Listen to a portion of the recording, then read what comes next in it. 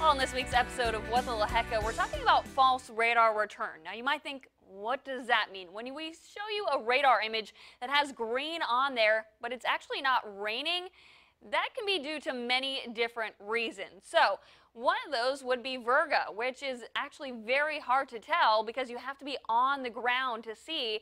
And it's when rain starts falling through the atmosphere, but then it evaporates before it even makes it to the ground, but the radar is still picking up at that rain. So the other options that this could be is ground clutter. Now this is a little bit easier to determine because there's no big pattern with that.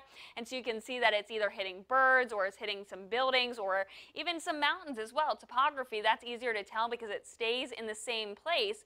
Or when they put the radar in clear air mode, you can see a big green circle all around the radar site, and that typically indicates that it's not rain, it's just picking up on other things in the air if there's some dense air moving through. And so that's why when we look at radar images, sometimes we say, this looks like rain, but it's not actually raining across the region, and there can be many reasons for that. So if you have any weird weather phenomenon questions for me to answer on next week's episode of What the Hecka, make sure to send them our way on Facebook or Twitter.